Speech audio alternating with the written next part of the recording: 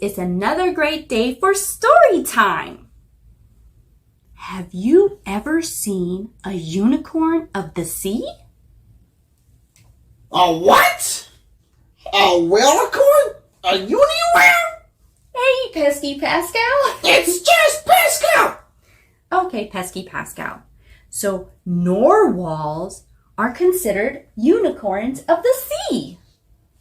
Well, do you have a picture of it?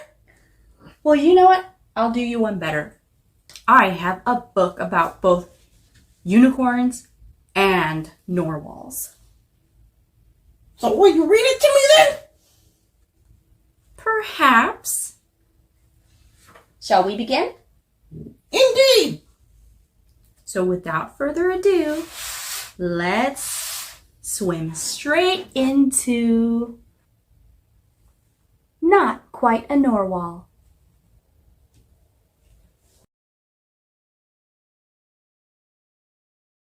Book Birdees presents Not Quite a Narwhal, read to you by Berlin. Written and illustrated by Jessie Sima. Kelp was born deep in the ocean.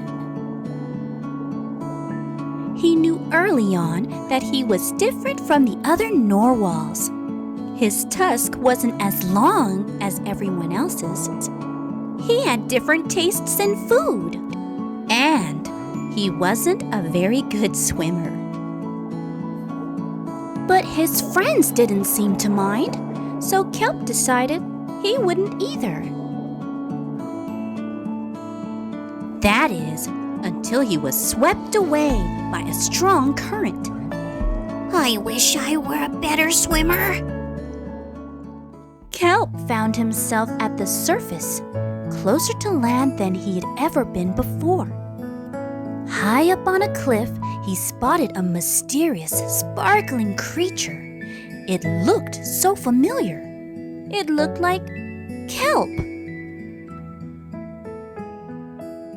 Kelp swam toward land as fast as he could, which wasn't very fast at all, hoping that he could catch up with the creature that looked just like him. When he finally reached the shore, Kelp felt a little bit anxious. He had never left the ocean. He was nervous about walking for the first time, but the land creatures made it look so easy. It wasn't. Eventually, he got the hang of it.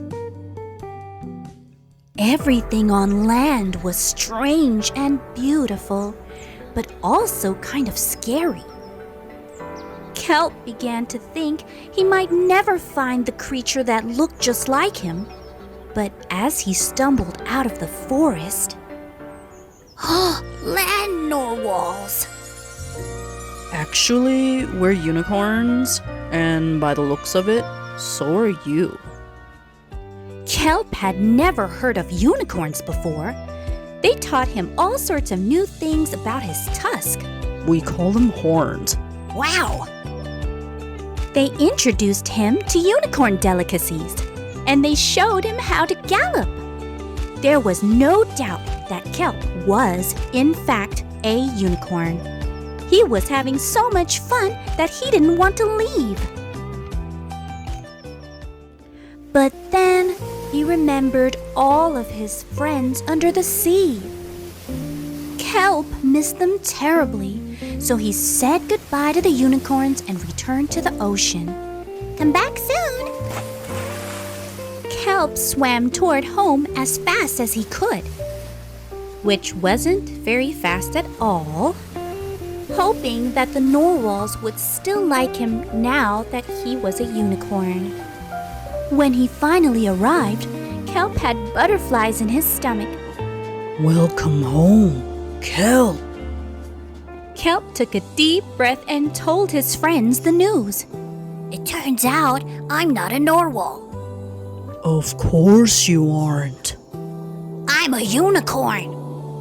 We all knew that. They took it quite well. Kelp was happy to be home, But now that he'd experienced life on land with the unicorns, he couldn't seem to forget them.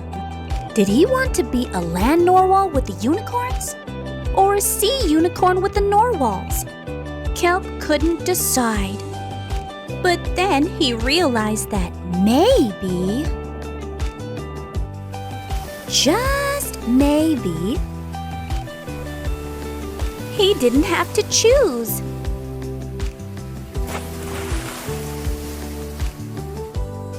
I'm a unicorn. The end.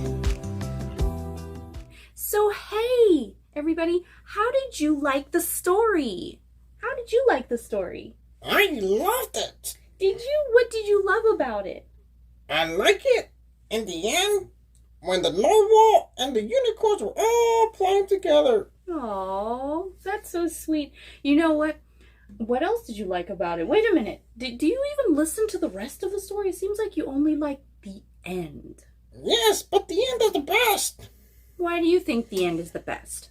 Because they always have messages.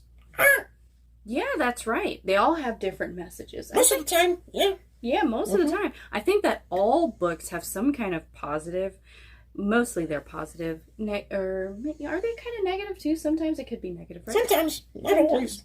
Yeah. But mostly, anyways, it's something that you can learn from. I think most books.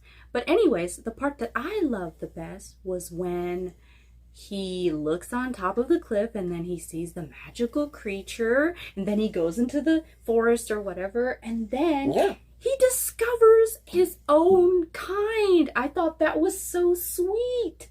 And then the other special part was when he goes home and then he's all like, well, I'm not really a narwhal to all of them. And then like they're like, we all knew that. So that was so special and they still liked him. Wasn't that so sweet? Yes, it was.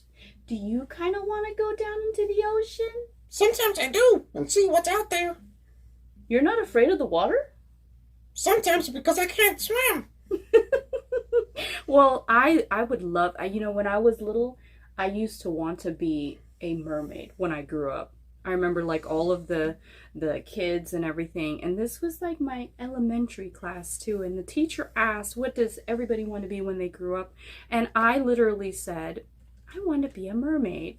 And then everyone else started saying, I want to be a dragon and I want to be these mystical creatures. So yeah, anyways, now we're getting way off topic. But anyways, I hope you guys enjoyed the story as much as we did. Yes. And I hope to see you guys next time for story time. Bye-bye.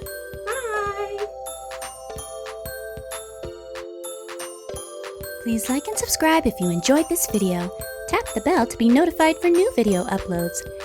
Thanks for watching and joining me on my reading adventures. See you next time on Book Birdies.